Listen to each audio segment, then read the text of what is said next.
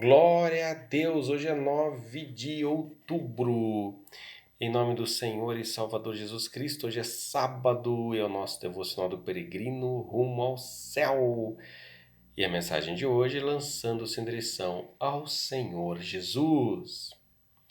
Jesus Cristo, nosso Senhor, havia ressuscitado. Ele de fato era quem dizia ser. Jesus havia dito que a tristeza deles iria se converter em alegria, lemos. Em verdade, eu vos digo que chorareis e vos lamentareis, e o mundo se alegrará. Vós ficareis tristes, mas a vossa tristeza se converterá em alegria. Evangelho de João, capítulo 16, verso 20. Assim também agora vós tendes tristeza, mas outra vez vos verei. O vosso coração se alegrará e a vossa alegria ninguém poderá tirar. Evangelho de João, capítulo 16, verso 22. Tudo que Jesus diz acontece. Não seria diferente com a promessa da alegria que sua ressurreição iria trazer aos discípulos.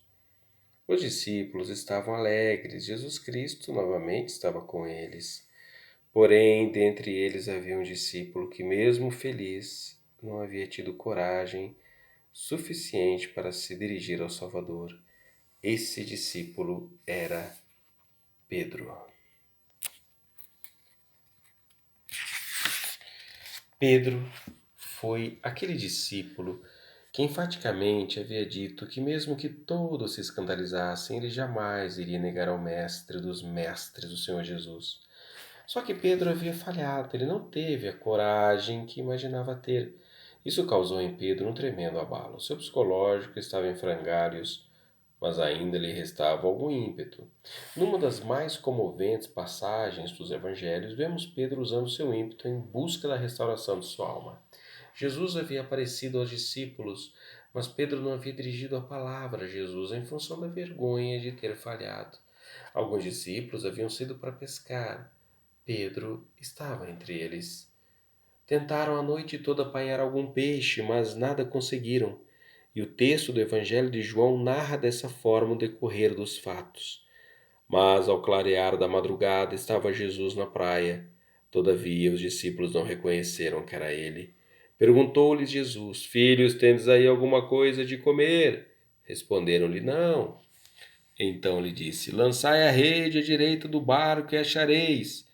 Assim fizeram, e já não podiam puxar a rede, tão grande era a quantidade de peixes. Aquele discípulo a quem Jesus amava disse a Pedro: É o Senhor. Simão Pedro, ouvindo que era o Senhor, cingiu-se com sua veste, porque se havia despido, e lançou-se ao mar. Mas os outros discípulos vieram no barquinho puxando a rede com os peixes, porque não estavam distantes da terra, senão quase 200 côvados. Evangelho de João, capítulo 21, verso 4 a 8. O relato que quero ressaltar do texto é que Pedro lança-se ao mar em direção ao seu Salvador, o Senhor Jesus. Eles estavam distantes da terra cerca de 200 côvados, o que equivale a 90 metros. Pedro estava somente de sunga, ele se veste com seu velho ímpeto salta do barco.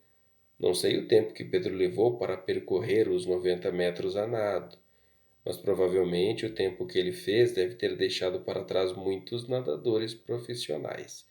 Digo isso em função da adrenalina que pulsava em Pedro, correndo em direção ao Senhor Jesus.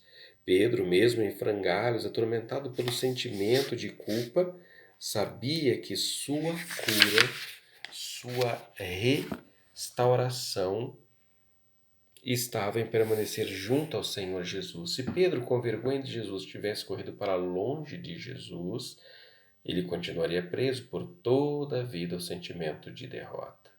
E o que Jesus fez? Jesus cura a alma de Pedro e restaura ao ministério, apenas perguntando por 3 vezes se Pedro o amava. E a cada afirmação positiva de Pedro, Jesus dizia: Apacenta as minhas ovelhas. Leia o relato completo e emocionante no Evangelho de João, capítulo 21. Ou seja, Jesus estava dizendo para Pedro que o perdoava e o habilitava para ser um pastor, que estaria cuidando das ovelhas, ou seja, cuidando dos que iriam se converter pela sua pregação. Dessa forma, Pedro é curado e liberto de toda a culpa.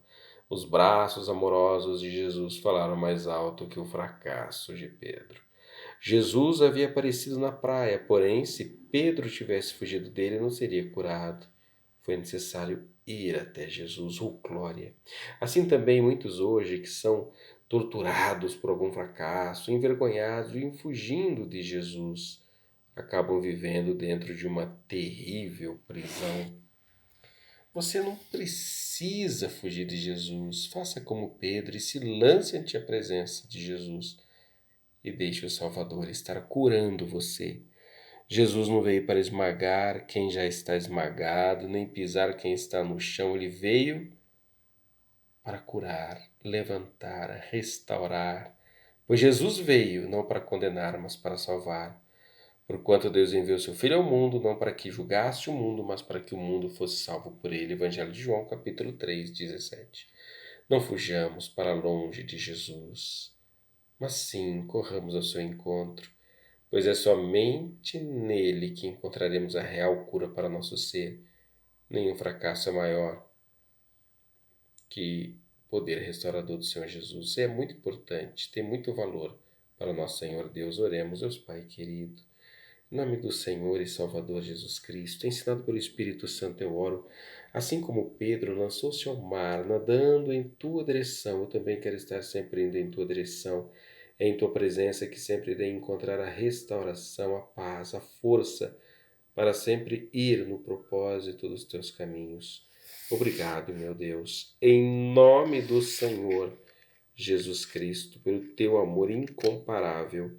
Em nome do Senhor e Salvador Jesus Cristo, eu orei. Glória a Deus. Amém. Louvado seja o nome de nosso Senhor e Salvador Jesus Cristo por essa palavra maravilhosa neste sábado. E é exatamente isso. Queremos a restauração, queremos uma nova oportunidade, nós temos que nos dirigir a Jesus.